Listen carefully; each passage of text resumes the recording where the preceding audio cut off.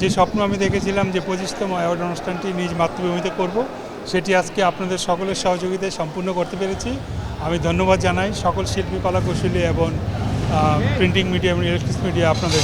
সাকসেসের পিছনে যে বললাম যে আর্টিস্টরা দারুণ কোঅপারেশন করেছেন, কারণ তারা প্রতি বছর তাদেরকে যুক্তরাষ্ট্রে নিয়ে গিয়েছি, সেই ধারাবাহিকতায় তারা সকলেই এবার আমাকে কোঅপারেশন করেছে। 37টি ক্যাটাগরিতে 25তম ঢালিউড অ্যাওয়ার্ড পেয়েছেন তারকা শিল্পীরা। যারা পেয়েছেন যেমন বেস্ট অ্যাক্টর হিসেবে পুরস্কার পেয়েছেন শাকিব খান, ক্রিটিক্স পেয়েছেন আরফান নিশো, মেহজাবিন চৌধুরী পেয়েছেন ক্রিটিক্স বেস্ট অ্যাক্টর্স, তমা মির্জা বেস্ট অ্যাক্টর্স ফর দাগি, এবং মিউজিক ডাইরেক্টর হিসেবে পুরস্কার পেয়েছেন ইমরান, সেরা কণ্ঠশিল্পী হিসেবে পুরস্কার পেয়েছেন কণা, এবং ক্রিটিক্সে পেয়েছেন কোনাল, এবং মিউজিক ডাইরেক্টর হিসেবে পেয়েছেন ইমরান, ক্রিটিক্সে পেয়েছেন শওকত আলী ইমন, শ্রেষ্ঠ পরিচালক হিসেবে পুরস্কার পেয়েছেন রায়ান রাফি। অ্যাকচুয়ালি আগামী বছর আমাদের পরিকল্পনা 26তম আসরটা আমরা দুবাইতে করব, তারপরে হয়তো ভবিষ্যতেটা হয়তো বাংলাদেশে আবার হতে পারে। আমি যখন শুরু করি সেই 2002 সাল থেকে, তখনই এই স্বপ্নটি দেখেছি যে একদিন বাংলাদেশের শিল্পীরা